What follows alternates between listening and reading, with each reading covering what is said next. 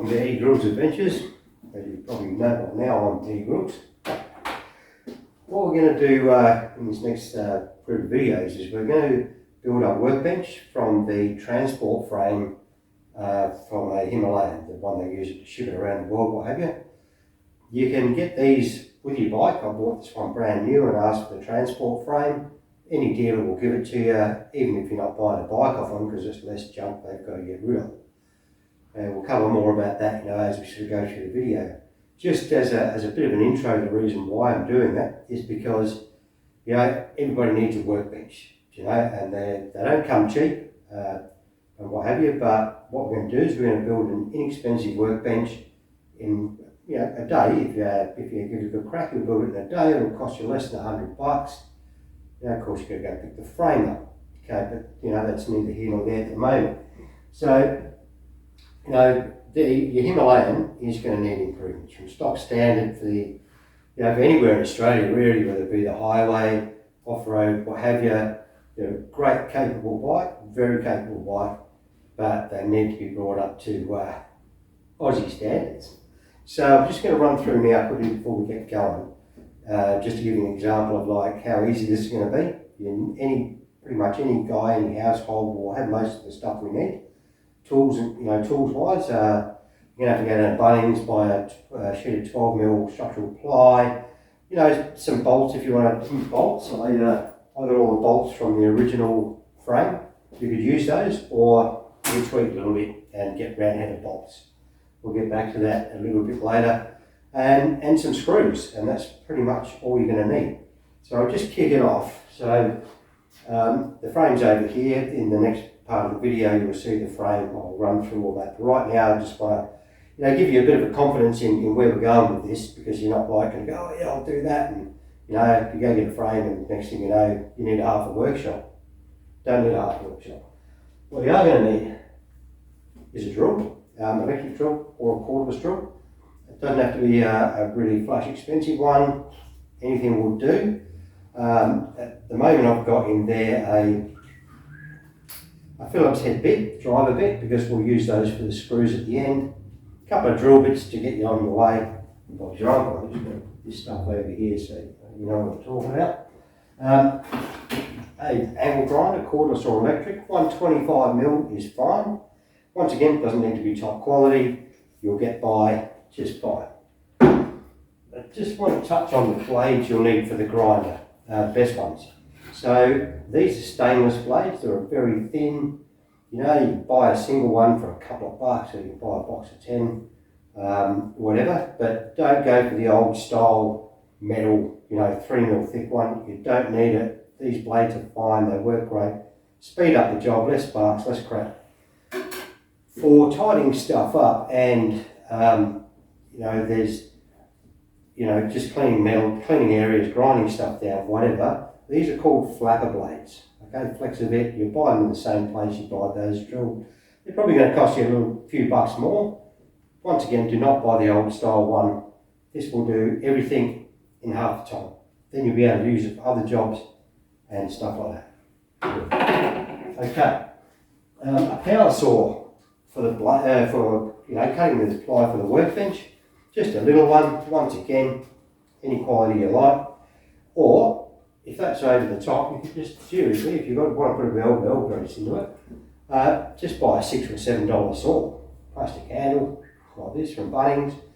You'll get the job done, and it won't take you forever. And you're working with 12mm ply. Happy days. So you've got that. Your hand saw if you need it, or electric, whatever. Or an electric one off your mate if you haven't got one. Seriously, folks, a spanner and a shifter, or 2 spanners. Because I'm going to do this thing in 2 stages. I'm going to do it for the first stage where you can just bolt it together. Now with the bolts that you got, I've got a thing of them here. With the bolts you got from the frame, we're going to do a little bit of colouring. We're reorganising, nothing major, but you get away with those for sure. So all you need, spanner, shifter, a couple of spanners, whatever, happy days. Use it, folks. They cost fuck all. You might look like a dick, but I'll tell you what, you'll be hearing and seeing for a lot longer. Anyway, we'll get on with this build. I just want to run through all those things. You'll get this done in a day. The second part of the building of the bench, I'll prep everything during the third part of the video so that we can MIG weld the stuff if you want to make it more permanent. But this is going to be a lightweight bench, $100. And when you want to do work to your Himalayan, you're not scratching around on the floor or anything like that. The only other thing I recommend, folks, is you go and chase up a small bit of timber from anywhere. It doesn't matter. It really doesn't matter. And I've got these on my workbench all the time. Just cut a few little lengths like that. You can put them underneath a frame on the ground for when you're cutting and drilling holes and stuff like that. You'll notice that this one here is a bit ugly with a lot of holes in it, because that's the one I'm going to slide along underneath the frame wherever I drill a hole, so the drill bit doesn't go through the frame, smack into the ground or stuff like that. Easy as, any bit of wood will do. Like I said, those things live permanently on my workbench. Right, that's enough of that. Let's move on to getting the job. Okay folks, we're back. I've set a few things up here to give you a little bit of a demo. This is a cross brace for the bench top already cut, and this is what it started out as. So I'll just do a quick show you how that was done, because you're going to start with 4 of these, and the one with the little tie down bits on it that I don't care about. And just to give you a quick rundown on that, and I've got the hardware that I picked up, I'll just do a quick run through on that, and that's going to make it easier for you when you head down to your local hardware store, whatever, Bunnings.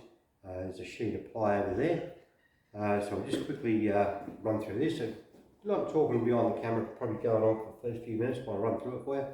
And then we'll go over and we'll quickly assemble the bench. I've pre-cut a lot of it, so we'll just to give the idea of what's going on as we build the bench. We'll snip some pieces out and cut some pieces off.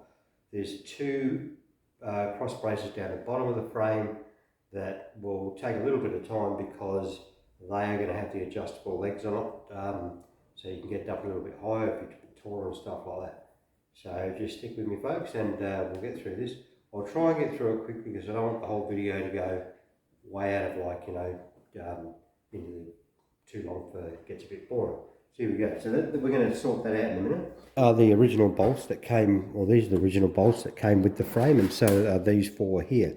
These 4 here I've put aside especially because they've got this cup head on them, and we're going to use that to bolt in those special bottom ones I told you about, just to give that a bit more support, because that's going to have these in it, which are basically just 2 bolts, 2 nuts, some washers, and that's 4 of them, and they'll be your adjustable legs. This box that I keep pointing to throughout the whole thing is the bolts that came with the frame. That's why I said it's important to get them, and we'll use that to bolt it up. A packet of 8G by 30mm metal screws, because we ended up with a 17mm sheet of ply, form ply, because believe it or not, because of the COVID folks, it's cheaper to buy a sheet of marine ply than it is to buy 12mm structural ply. So you might want to shorten those up if you go with 12mm. Just work that out for yourselves, but that's what they are. These here, I just laid some out so you can see. All right, that's the packet, 25 bucks. 25 pieces. A packet of flat washers. There's 18 in there. A can of like matte black. Whatever, matte black, gloss black. Because there's areas we prepared, so we'll do a bolt up of the bench if you don't have a MIG welder available. But if you've got a MIG welder available, I just prep some pieces there, and so we'll need to give them a little bit of spray just to stop them rusting and stuff. So like all up folks, we got these 4 bolts for the adjustable legs. These bolts here all came with the bench. This packet of screws, this packet of washers, a sheet of ply, a can of spray paint, pretty much under 100 bucks, 99 bucks or something like that. That's why this is such an affordable project and easy to do. Like I said, I showed you earlier on with the tools. So we'll get on with it from here on in.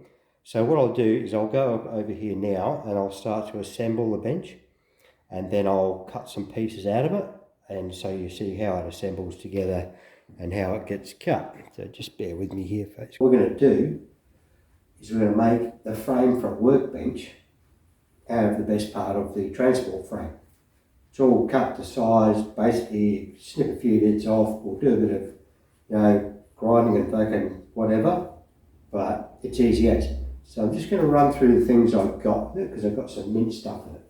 So these ratchet straps here are straps that we use to tie the bike down to be transported. I've got 6 of them.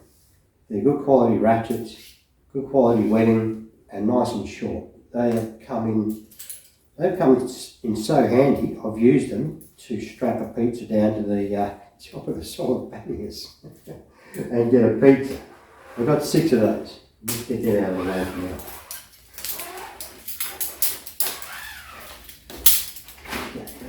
Those 6 units. Of course, I've got all the bolts and stuff which I'll put in just a plastic bottle. I've got a few bolts in it just to make it stand up, what have you. Very important. If you get all those bolts and stuff like that, it's an easy fix. Now, this is the cover and this is the frame in itself. So the bottom part is the skid. Basically, that can be forklift, and that has all the tie downs on it, and that's separate to the whole rest of the frame. There's one of these braces that has 2 tie downs on it. I don't know why, and I don't care.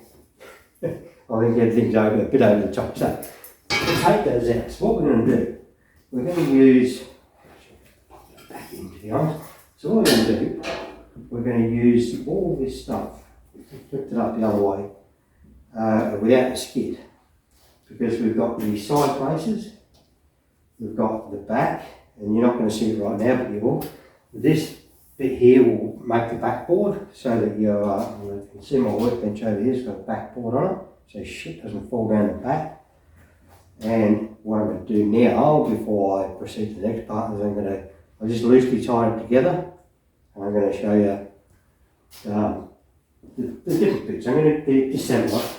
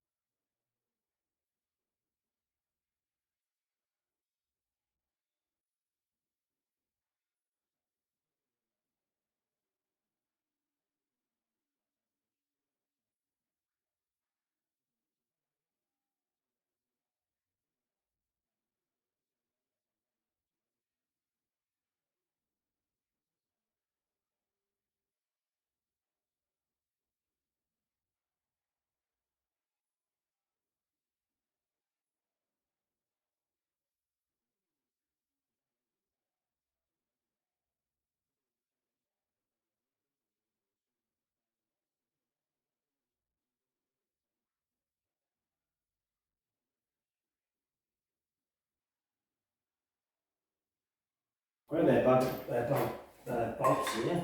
So this is the back piece that's going to have the backboard, as I explained before, and these up right here, and all the bracing in the middle is going to remain.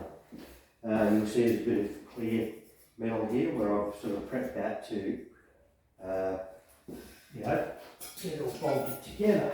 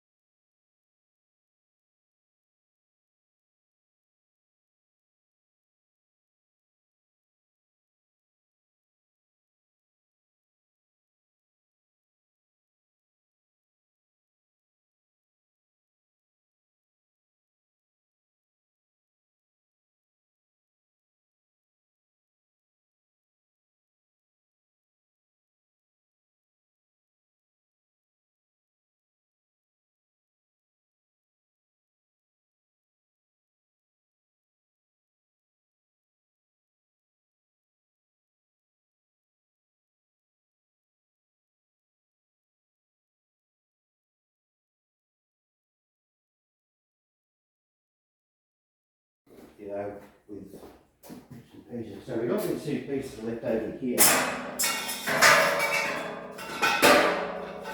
we cut out of the front. What I'm going to do is I'm going to cut two of them to length to go across here, notch them in and stronger. And we've already cut the piece, and there's already some bolts there, so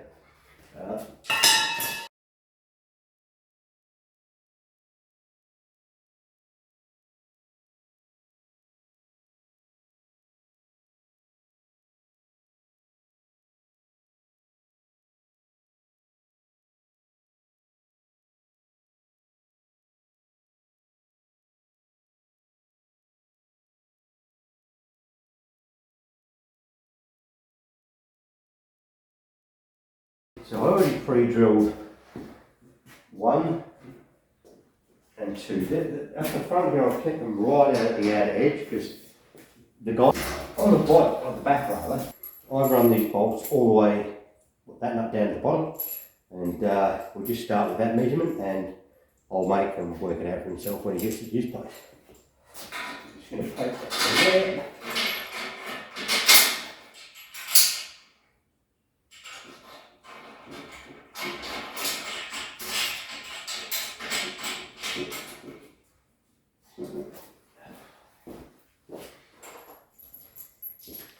Same again with this one. You'll notice on these I'm putting the 18mm washers that we talked about before.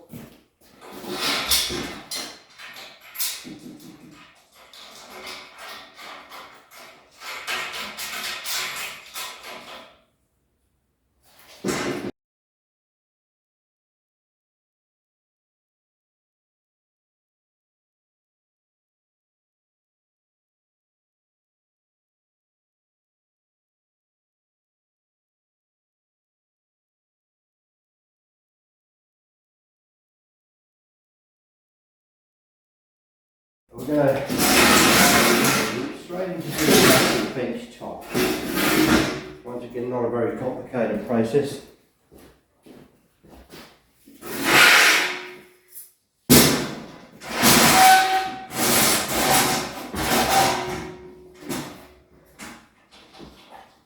And the wobble's gone, people, and that's what those bolts are all about.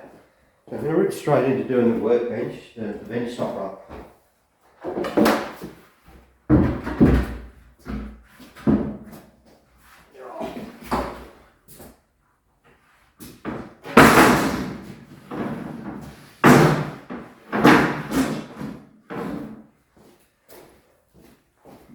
So bring it, your bit of ply, we've got a bit of marking out and a little bit of cutting to do.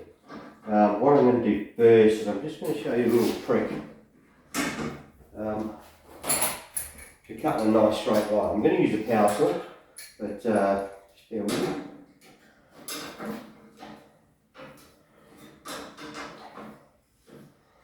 The reason that one's not tightened up, folks, as I said before, if you're going to put something in down there, don't tighten this one up because I think everything's not quite fitting for whatever reason, and work it out from there.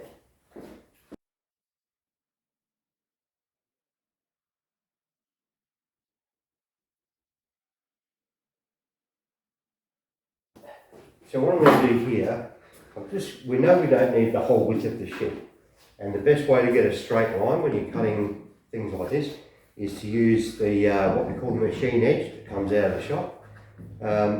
Normally I've got a saw guide, but I couldn't find it today, so I'm just going to use the little carpenter's trick. I'm going to run about 30-40mm off this edge, and I'll pre-drill 2 holes at each end, and then we're going to mark it out, and that's going to be our straight edge. So we'll do an offset for the saw blade on this saw here. We'll measure it. We'll measure the blade offset.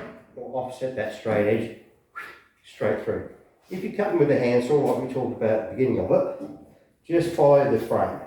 Just get your timber where you want it. We've got some things to check out up the back here, so the back of the ply sits up on this back edge. But I want to get that straight edge first, and then we'll work from there. Okay?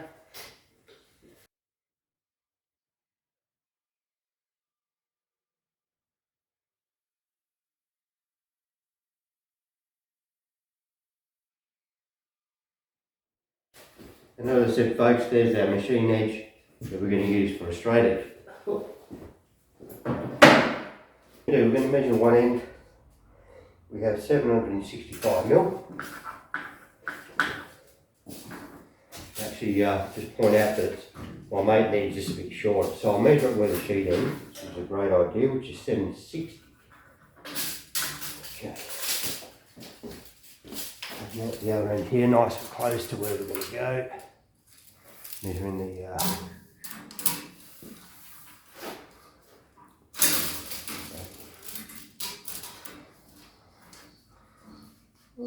760, beautiful.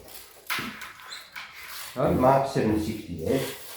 The reason I have marked 760 is because the offset of the blade on this saw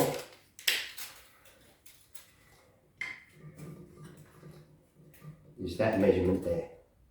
Okay, so that's that plus the 3mm blade. We'll look around about 30mm. So we're going to go 34mm, and that's the offset we're going to do. So we're going to go 760 minus 34. Just going to give us 726. We'll mark on the sheet, not the bench. We'll mark on the sheet 726. Right there.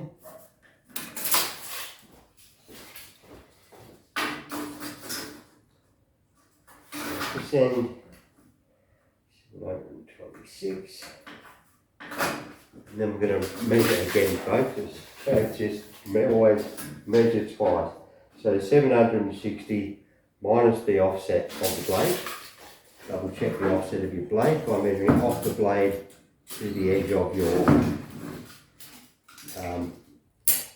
base plate there.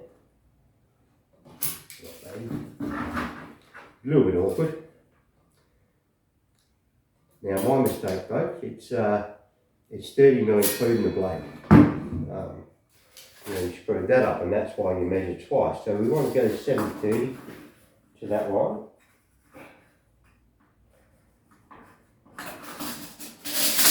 Measure twice, cut once. I am rushing through this a little bit because I want to try and keep it under an hour. So it's here's those ones.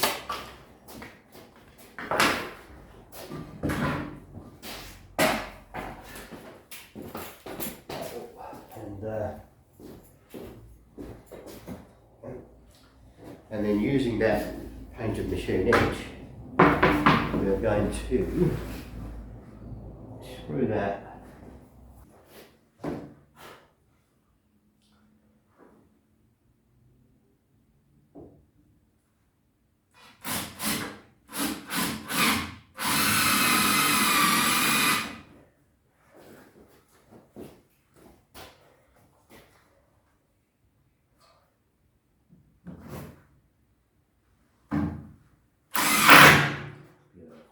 now that we've got that machine straight edge there, making sure that we're not going to hit the frame itself, so we shouldn't do because we're offset by that thing there. Just always check that.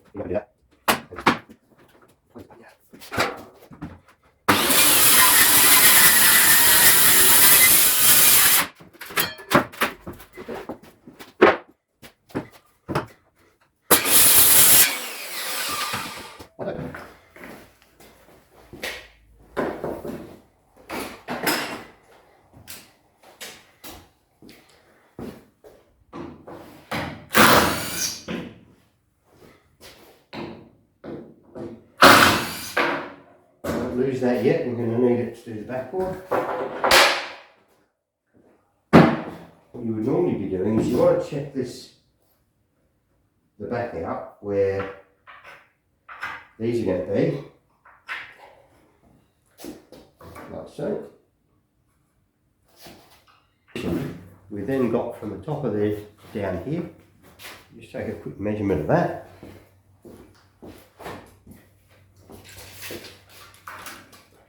$250, other end 250. You can go a couple of mil more if you like, people. It doesn't hurt, certainly doesn't hurt.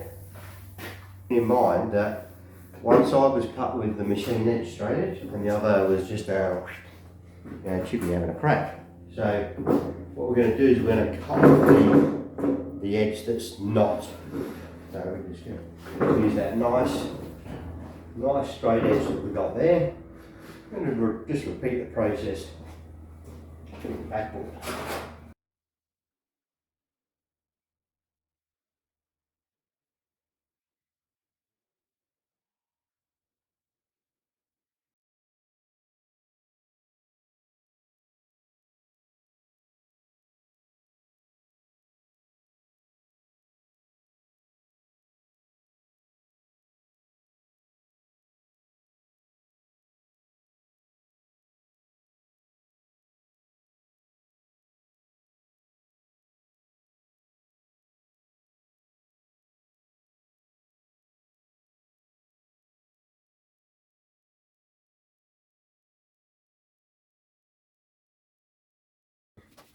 You know, play machine again, put on the mask.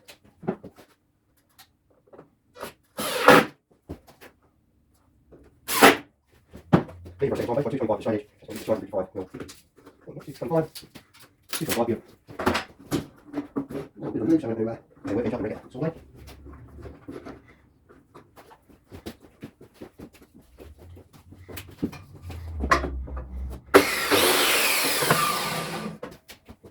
Quite often this stuff moves, you go away and you do something, you come back, this tends to move a little bit, that's not unusual, which is what we also double checking when we do when it comes to funny stuff. Metal you can go back together, wood, it's every nice advice, don't it? Good.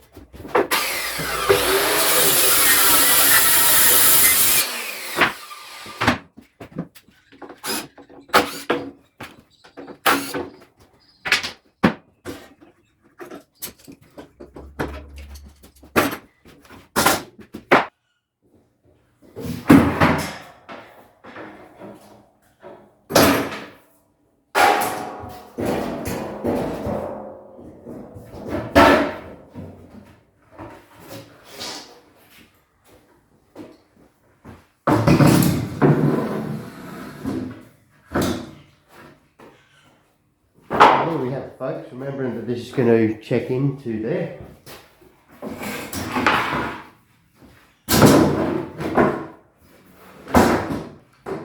And that's very last step, and hallelujah for that. Just when you're marking stuff out, and I've pre-marked and pre-drilled everything here, just keep in mind that there's two different size pieces of steel. Whenever you're doing something like this, always use for marking out the piece of steel that matches and Bob's your uncle. So I've gone ahead and checked out in the plied top for this one and for this one here, and I've marked out this one over here. I'm just going to remark it again, and I'll show you how we get that out nice and simple, and then we'll just screw this all together and call it a day. Okay, so there you go.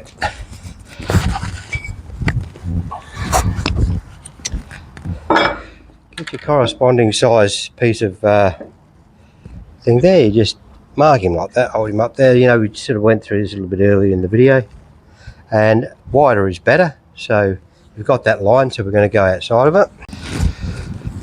So to check these out, we're simply going to use like a drill and a handsaw, and I'll just bring that out there, and along this back line here we're just going to drill a series of holes where we can't get the saw into, so we just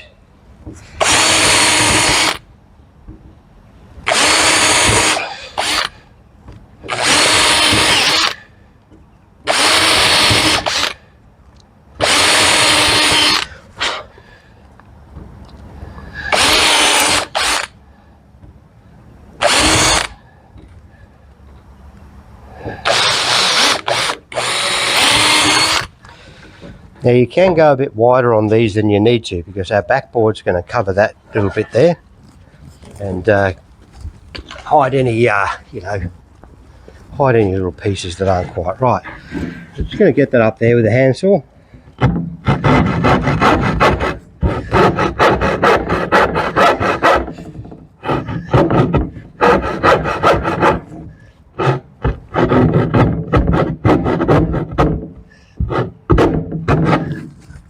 so. And again on this side.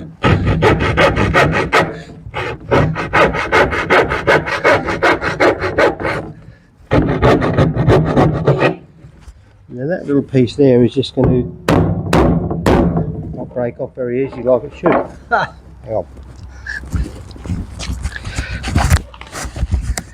If you get caught in that position here, just put your drill back in.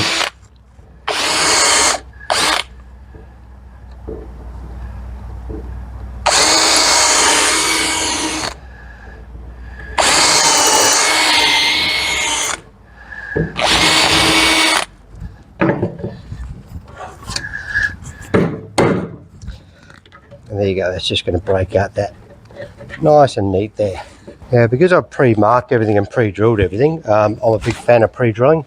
It makes putting everything together a whole lot easier. Get a packet of screws. And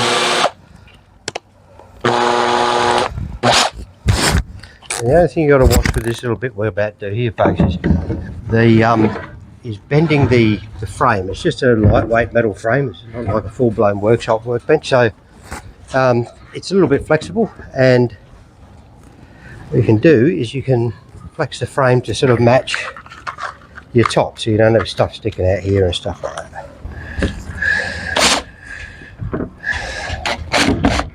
Coming up to the corner here.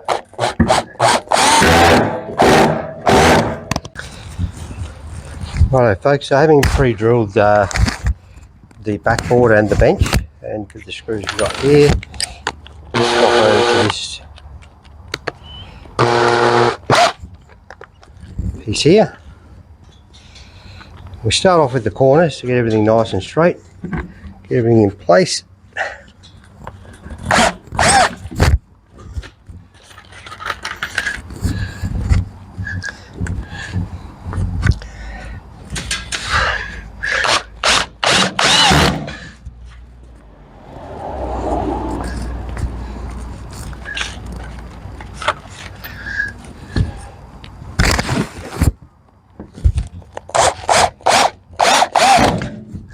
That's going to allow us to flex this bench out where we need to, just to keep it tidy. It's not a big deal, but you know, if these things look better, they look better, and that's all there is to it. So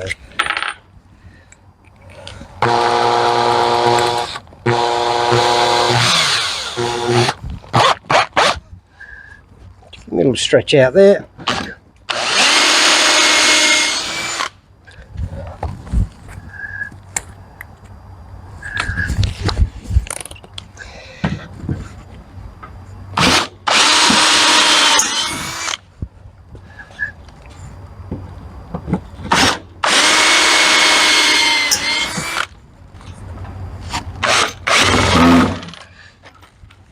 Okay folks, and with like the corners of your bench screwed down here nice, once again he's pre-drilled.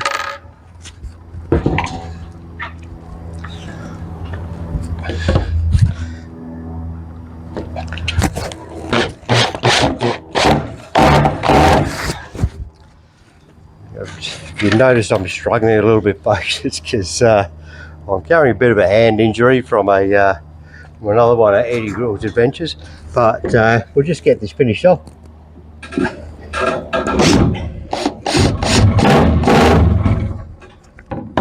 And that's pretty much it folks. You can now just go around, put in your extra screws there where I've pre-drilled those, and Bob's your uncle, and you've got yourself a workbench for $100. The Royal Enfield dealer will give you this for free when you buy a new bike off them, or you can just pop around there and see if they've got a spare one, and off you go.